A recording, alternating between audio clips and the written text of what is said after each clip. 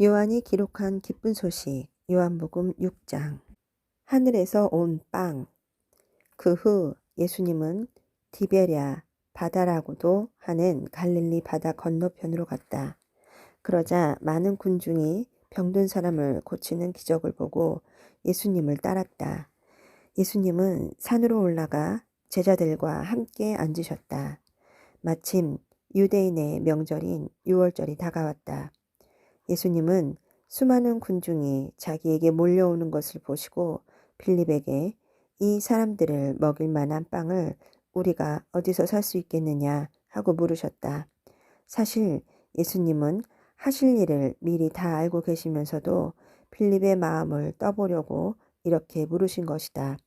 빌립은 예수님께 한 사람에게 조금씩 나누어 준다고 해도 200데나리온 어치의 빵으로 부족할 것입니다. 하고 대답하였다. 이때 예수님의 제자인 시몬 베드로의 동생 안드레가 예수님께 이렇게 여쭈었다. 여기에 보리빵 5개와 작은 물고기 2마리를 가진 어린이가 있습니다. 그러나 그것을 가지고 어떻게 이 많은 사람을 먹일 수 있겠습니까?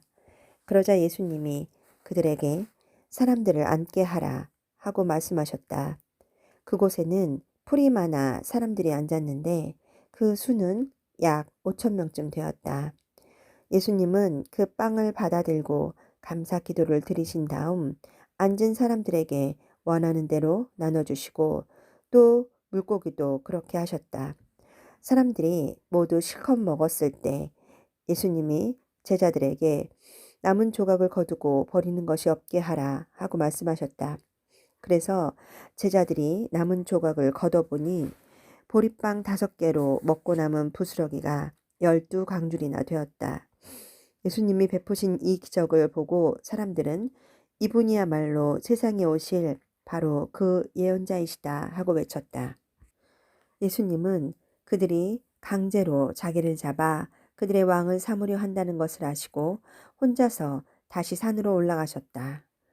날이 저물자 제자들은 바닷가로 내려가 배를 타고 건너편 가버나움을 향해 떠났다. 날이 이미 어두워졌는데도 예수님은 아직 제자들에게 돌아오시지 않았다. 그때 강한 바람이 불어 파도가 일기 시작했다. 제자들이 배를 저어 4, 5km쯤 갔을 때 예수님이 바다 위로 걸어오셨다. 배로 가까이 오시는 예수님을 보고 제자들이 무서워하자 예수님은 그들에게 나다 무서워하지 말아라 하고 말씀하셨다. 그래서 제자들은 기뻐하며 예수님을 배에 모셔들었다. 배는 곧 그들이 가렸던 곳에 다다랐다. 이튿날 바다 건너편에 남아있던 군중들은 한 척밖에 없던 배로 예수님은 타시지 않고 제자들만 타고 떠난 것을 알게 되었다. 그러나 디베라에서 다른 배가 몇 척 왔는데 상륙장소는 주님이 감사기도를 드리신 후에 군중들이 빵을 먹던 곳에서 가까운 곳이었다. 군중들은 거기에 예수님도 제자들도 없는 것을 보고 배를 타고 예수님을 찾아 가버나움으로 떠났다. 그들은 바다 건너편에서 예수님을 만나 물었다. 선생님, 언제 이곳에 오셨습니까? 내가 너희에게 분명히 말하지만 너희가 나를 찾아온 것은 기적을 보았기 때문이 아니라 빵을 실컷 먹었기 때문이다. 썩어 없어지는 양식을 위해 일하지 말고 영원한 생명을 누릴 때까지 있는 양식을 위해 일하라. 이것이 내가 너희에게 줄 양식이다. 하나님 아버지께서는 나를 인정한다는 도장을 나에게 찍어주셨다. 우리가 하나님의 일을 하려면 무엇을 해야 합니까? 하나님이 보내신 자를 믿는 것이 하나님의 일이다. 그렇다면 우리가 보고 당신을 믿을 수 있도록 당신이 보여줄 만한 기적이 무엇입니까? 당신이 무슨 일을 하겠느냐는 말입니다. 모세가 하늘에서 양식을 내려 그들을 먹였다는 성경 말씀대로 우리 조상들은 광야에서 만나를 먹었습니다. 내가 분명히 말하지만 하늘에서 양식을 내려 너희에게 준 것은 모세가 아니다. 오직 너희에게 하늘에 참된 양식을 주시는 분은 내 아버지이시다. 하나님의 양식은 하늘에서 내려온 자가 세상에 생명을 주는 바로 그것이다. 주님, 그런 양식을 항상 우리에게 주십시오. 그때 예수님은 그들에게 이렇게 말씀하셨다. 내가 바로 생명의 빵이다. 내게 오는 사람은 굶주리지 않을 것이며 나를 믿는 사람은 절대로 목마르지 않을 것이다. 그러나 내가 이미 말했듯이 너희는 나를 보고도 믿지 않는다. 아버지께서 내게 주시는 사람은 다 내게로 올 것이며 내게 오는 사람은 내가 절대로 쫓아내지 않을 것이다. 내가 하늘에서 내려온 것은 내 뜻을 이루기 위해서가 아니라 나를 보내신 분의 뜻을 이루기 위해서이다. 나를 보내신 분의 뜻은 그분이 내게 주신 모든 사람을 하나도 잃지 않고 마지막 날에 다시 살리는 그것이다. 사실 내 아버지의 뜻은 아들을 보고 믿는 사람마다 영원한 생명을 얻는 것이다. 그리고 나는 마지막 날에 그들을 다시 살릴 것이다. 예수님이 내가 하늘에서 내려온 빵이다 하고 말씀하셨기 때문에 유대인들이 예수님을 대하여 수군거리며 이 사람은 요셉의 아들 예수가 아니냐? 그의 부모를 우리가 다 아는데 어떻게 하늘에서 내려왔다고 하는가 하였다. 그래서 예수님이 그들에게 이렇게 말씀하셨다. 너희는 서로 수군거리지 말아라. 나를 보내신 아버지께서 이끌어 주시지 않으면 아무도 나에게 올 수 없다. 그리고 오는 그 사람은 내가 마지막 날에 다시 살릴 것이다. 예언서에서는 그들이 모두 하나님의 가르치심을 받을 것이다 라고 기록되어 있다. 아버지의 말씀을 듣고 배운 사람은 모두 나에게 온다. 이것은 아버지를 본 사람이 있다는 뜻이 아니다. 오직 하나님에게서 온 자만 아버지를 보았다. 내가 분명히 너희에게 말하지만 나를 믿는 사람은 영원한 생명을 가졌다. 나는 생명의 빵이다. 너희 조상들은 광야에서 만나를 먹었으나 모두 죽고 말았다. 그러나 하늘에서 내리는 양식을 먹는 사람은 죽지 않는다. 나는 하늘에서 내려온 살아있는 빵이다. 누구든지 이 빵을 먹는 사람은 영원히 살 것이다.